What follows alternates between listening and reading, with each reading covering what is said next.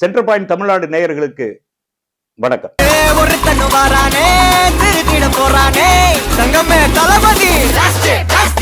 ஜனநாயகத்தினுடைய first single வெளியிடப்பட்டது. லட்சக்கணக்கான ரசிகர்கள் அதை லைக் பண்ணிருக்கீங்க. கோடிக்கணக்கான தமிழ் சமூகம் அதுக்கு எதிர்ப்பு தெரிவிச்சு. நம்ம கேட்கறதெல்லாம் நடிகர் விஜய் அல்லது நடிகர் விஜய் கூட இருக்கிற ஆதவ் அர்ஜுன், புஸ்ரி ஆனந்த், சி டி நிர்மல்குமார், அருண்ராஜ், உங்களுக்கு மனசாட்சி இல்லையா? அதே மாதிரி அந்த பணத்தினுடைய தயாரிப்பாளர்கள் மனசாட்சி இருக்கா இல்லையா? என்னடா பெரிய பணம் பணம் பணம் பணம் வாரி குவிச்சு எங்கடா கொண்டு போறீங்க? கரூர்ல செத்து விழுந்த அந்த சமாதி இன்னும் காயல, அவங்க எரிச்ச சாம்பல் இன்னும் சுடு சுடுன்னு இருக்குடா. இந்த நேரத்துல இப்படி ஒரு குத்தாட்ட பாடலை வெளியிட்டு குதூகூலமா இருக்கிறீங்களா? மனசாட்சி இல்ல? நீங்க எல்லாம் மனிதர்கள் தானா அல்லது பிணத்தை திங்குகிற பருந்துகளா? இதான கேள்வியா? எழுந்த குற்றச்சாட்டு என்ன? கரூர்ல நடந்தது ரோட் ஷோ இல்லை, திருச்சியில நடந்தது மாதிரி, நாகையில நடந்த மாதிரி இது விஜயனுடைய ரோட் ஷோ இல்ல, அது ஜனநாயகனுடைய படப்பிடிப்புன்னு நக்கீரன், கோபால் உள்ளிட்ட மூத்த பத்திரிகையாளர்கள், நிபுணர்கள், சினிமா துறையில் இருப்பவர்கள் அத்தனை பேரும் சொல்லிட்டாங்க. அது ரோட் ஷோ இல்ல, அது ஜனநாயகனுடைய படப்பிடிப்புங்கிறதுக்கான அத்தனை ஆதாரங்களும் வெளியிடப்பட்டிருக்கு. 63 கேமராக்கள் பயன்படுத்தப்பட்டிருக்கு. கேமரா வைத்த இடமெல்லாம் சொல்லப்பட்டிருக்கு.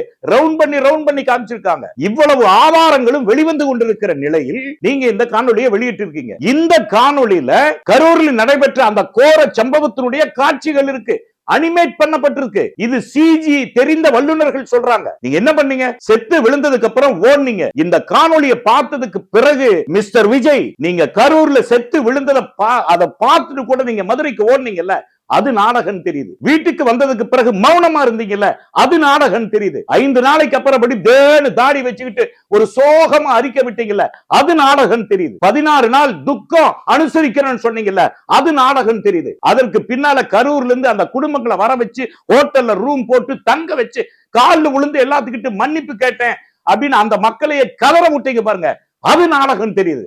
ஏன் இப்படி அவசரமா இந்த காணொலி வெளியிடுறதுக்கான நாடகம் தான் நீங்க நடத்துறது இப்ப பட்டவர்த்தனமா தெரியுது. இத்தனை நிபுணர்களும் சொல்றாங்க அது ரோட் ஷோ இல்ல, ஜனநாயகனுடைய படப்பிடிப்பு. நீங்க என்ன பண்ணீங்க?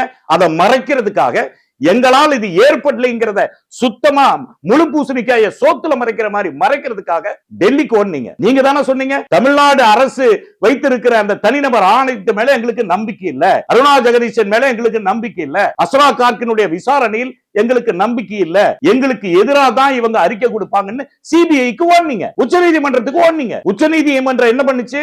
யாருக்குமே இல்லாத பொறிய எச்சில பிறந்த கச்சாய மாதிரி இந்த விஜய்க்கு சிபிஐ விசாரணைக்கு மேல அவங்கள கண்காணிக்கிறதுக்கு ரஸ்தோகின்னு ஒரு குழுவை போட்டு விசாரணை நடந்துகிட்டு இருக்கு. கரூர்ல குழுவா இறங்கி தனித்தனியா அந்த விசாரணை நடந்துகிட்டு இருக்கு. சிபிஐ வழக்கு இருக்கும் போது முக்கியமான ஆதாரமே அது ரோட் ஷோ இல்ல, படப்பிடிப்பு.